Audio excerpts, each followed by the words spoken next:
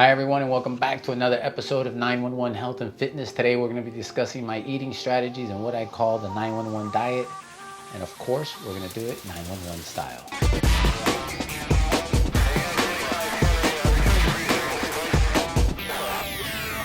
All right, guys, this episode is near and dear to my heart. Both of my parents passed away several years ago, really due to a poor diet. One was overweight, the other one was thin, but both suffered from not eating properly, and they paid for it with their health.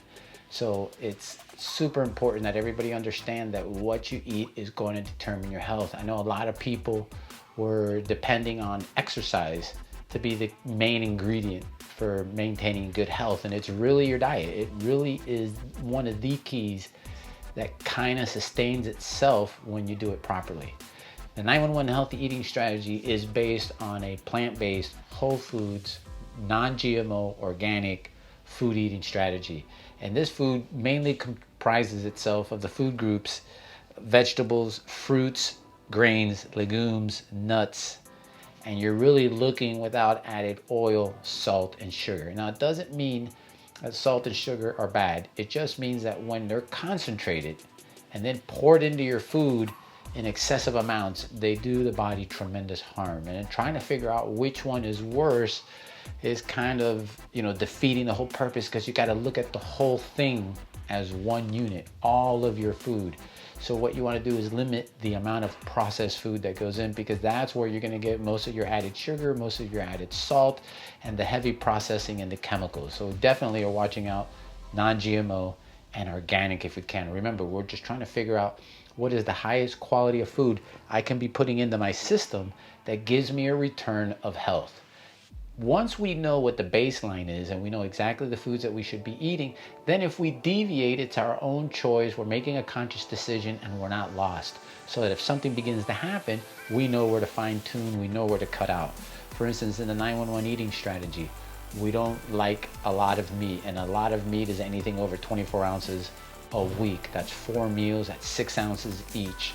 That's your maximum intake. Less is better. I'm about 95%. I usually have about 6 ounces, no more than 12 ounces per week. Sometimes that's per the month, depending. When it comes time to dairy, 0 dairy, no cheese, no milk, no products that come from that, ice cream,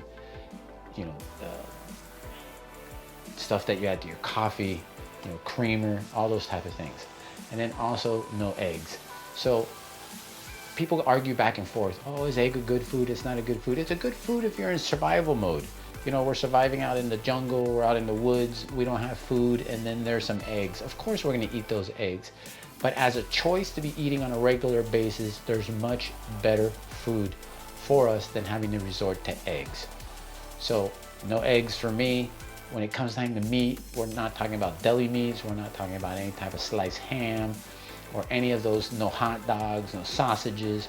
We're looking for good, healthy, grass-fed, finished meat, poultry that's pasture raised, or any of the other animals. Fish, we want wild caught. And so really limiting our amount of meat to as little as possible, right? The less, the better is always the mantra here at 911 Health and Fitness. Even though we're not vegans, that concept of not eating meat is really on target. All right, when you're limiting your meat intake, your system has enough time to process the meat that you do put into it effectively. So the science, from what I can gather, or the studies, show that at least a 95 to 90% is where you're going to see health benefits.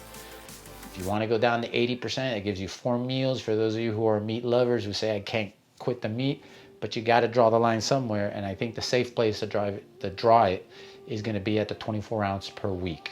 Okay, that's in stark contrast to the 9 ounces on average daily that people are having 7 days a week. That's just an insane amount of meat, and most of it is low quality meats. Hamburgers, hot dogs, sausages, bacon, and then on top of that, every once in a while they have some good meat, but it's just way too much. Same thing with the dairy. Any amount of dairy, in my opinion, is a no-go. All right, and then eggs, again, a survival food. If you're throwing it into a mix and it's part of the ingredient I'll let it slide at times. I'd rather not. Again, I'm flexible when it comes to certain things as long as they stay within the 20% range. That means 80% of the time I'm doing it right. 20% of the time I want to give myself a little flexibility, as long as it's not showing up in my health. All right, one of the things I want to share with you guys is the names of the people that I'm following and getting this information from, because it's not stuff that I'm just making up or I'm just reading a few articles here and there. This is constant, nonstop searching of information and researching, not only for you guys, but for me. This is a journey that I'm on. Started officially December 2016, and here we are, July 2019, and I've seen tremendous, amazing, transformative results on myself. I'm 54 years old. As you guys know, I'm a lieutenant for fire rescue. And these are some of the names of the people who I consider my heroes and that have really laid the groundwork for this information. And there's plenty of others, but here are just some of the names: Dr. Colin Campbell, Dr. Caldwell Esselstyn, Dr. Neil Barnard, Dr. Scott Stoll, Dr. Dean Ornish, Dr. Michael Greger, Dr. Pam Popper, and Dr. McDougall.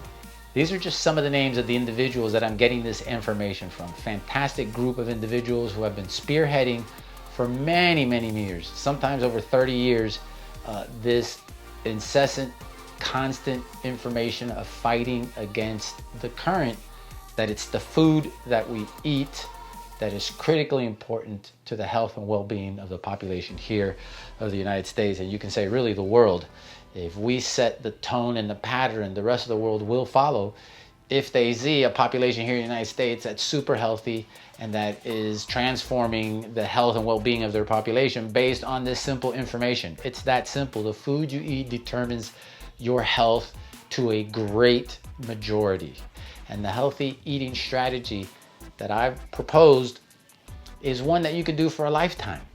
It's you just focus on a few things that you need to do, and the rest is an open market. It's a freedom to enjoy the huge quantity of real food available on this planet.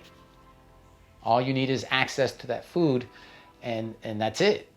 Not stuck in this little pigeonhole of the old, tired, fast food, highly processed food that we've been getting in this country, because it makes people a lot of money. And nothing wrong with making money. I'm not against it. But we need to know what it is for what it is. All right? Super important. Also, at the end, what I'd love for you guys to do is I would love to start a U.S.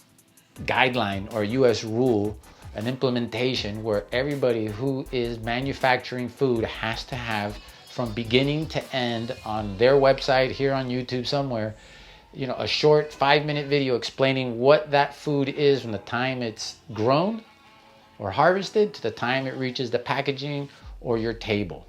So that way we all can make informed decisions by looking at the process that the food goes through and says, okay, is that the kind of food that I want to be putting into my body? We should be able to understand what is being added, what is taking away, the process that's happening to each of our foods. We should be able to go online and take a look at it, and full disclosure on what is in our food. And that is super important for us to make that type of informed decision. Guys, if you're liking these type of videos, if you want to see more, leave me some feedback, drop me a like, subscribe. And again, till I see you next time, stay safe and stay healthy.